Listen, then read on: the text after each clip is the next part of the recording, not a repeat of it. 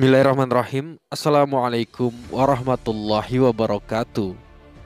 Seperti yang telah diceritakan bahwa Syekh Abdul Qadir Al-Jailani mendapatkan gelar Raja para Wali dengan sikap tunduk dan rendah diri. Begitu pula sudah mendapatkan gelarnya, justru malah tidak mudah menjaga gelar itu dari godaan-godaan setan. Karena semakin tinggi kedudukan seseorang di hadapan Allah Azza wa Jalla, maka ia harus siap menanggung ujian yang lebih berat lagi dari Tuhannya. Setan terus menggoda manusia dan para kekasih Allah Azza wa Jalla hingga hari kiamat agar terjerumus dalam api neraka, tak terkecuali Syekh Abdul Qadir Al-Jailani. Dalam satu kisah, ketika Syekh Abdul Qadir Al-Jailani lagi menyendiri, beliau dikagetkan dengan datangnya sebuah cahaya besar yang memenuhi penjuru langit. Lalu bayangan itu datang dan memanggil beliau, "Wahai Abdul Qadir, aku ini Tuhanmu. Kamu adalah kekasihku.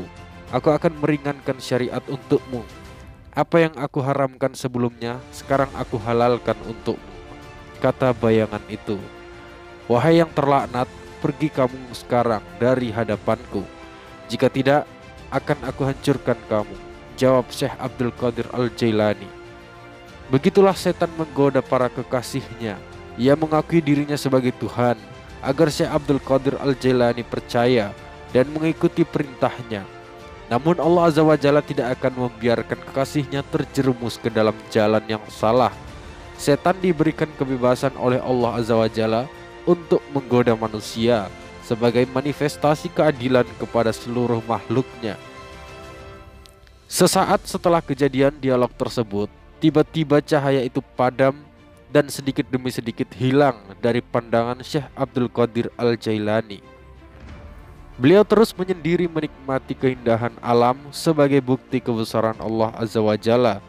Tak lama kemudian, bayangan yang tadi menghilang kembali memanggil Syekh Abdul Qadir Al-Jailani dalam wujud kabut dan berkata, "Kamu selamat dari godaanku, wahai Abdul Qadir, karena dua alasan. Pertama, karena ilmumu yang telah melekat dalam jiwamu. Engkau mampu membedakan mana yang hak dan mana yang batil. Karena kondisi spiritualmu dan ibadahmu, Allah Azza wa Jalla membukakan hatimu dan membimbingmu menuju jalan yang benar." Tegas kabut tersebut, "Apa yang aku miliki saat ini semuanya hanya milik Sang Pencipta. Aku selamat darimu berkat Tuhanku." Jelas Syekh Abdul Qadir Al-Jailani. "Perlu kamu ketahui Abdul Qadir, aku telah menyesatkan sebanyak 70 orang ahli ibadah dengan cara seperti ini, dan hanya kamu yang selamat. Dari mana kamu tahu bahwa aku ini setan?" tanya kabut itu. "Semua karena fadilah Allah Azza wa Jalla. Aku diberi petunjuk olehnya melalui perkataanmu. Apa yang aku haramkan sebelumnya, sekarang aku halalkan untukmu. Dan saat itu aku yakin kamu adalah setan. Karena kalau memang Allah Azza wa Jalla ingin menghapus syariatnya, tentulah orang yang pertama kali akan terlepas dari syariatnya, yakni para nabi. Dan itu sangat mustahil." Jawab Syekh Abdul Qadir Al-Jailani. Melihat percakapan Syekh Abdul Qadir Al-Jailani dengan setan, sudah jelas bahwa keimanan dan ketakwaan kepada Tuhannya begitu mendalam. Hal itu sudah barang tentu tidak lepas dari ilmu yang dimiliki beliau.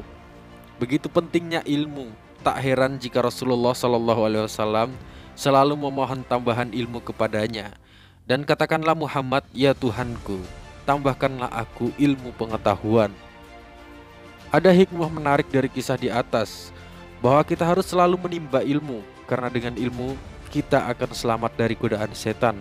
Perlu diingat bahwa setan tidak akan pernah berhenti menggoda manusia hingga kiamat. Sebagai manusia yang tak lepas dari segala kesalahan dan kekeliruan, sudah sepatutnya terus belajar menempa diri dengan ilmu Allah Azza wa Jalla. Sudah banyak di dalam hadis maupun Al-Quran penjelasan akan pentingnya mencari ilmu.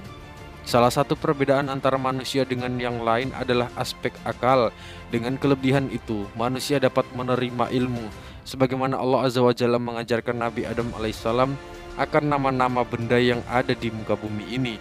Dalam surah Al-Baqarah ayat 31, Allah Azza wa Jalla berfirman, "Dan dia ajarkan kepada Adam nama-nama benda semuanya, kemudian dia perlihatkan kepada para malaikat seraya berfirman, Sebutkan kepadaku nama semua benda ini jika kamu yang benar. Melihat firman Allah Azza wa Jalla di atas, telah mafhum bahwa manusia memiliki kelebihan daripada makhluk yang lain. Namun, itu semua kembali kepada manusia itu sendiri. Bisakah manusia tersebut mempergunakan kelebihan itu sebaik mungkin? Perlu diketahui bahwa posisi manusia berada di antara setan dan malaikat. Jika manusia tak mampu menguasai hawa nafsunya, maka ia lebih buruk daripada setan. Sebaliknya, jika manusia menguasai hawa nafsunya dan mengikuti perintahnya, maka derajatnya lebih tinggi dari malaikat. Wallahu a'lam bishawab.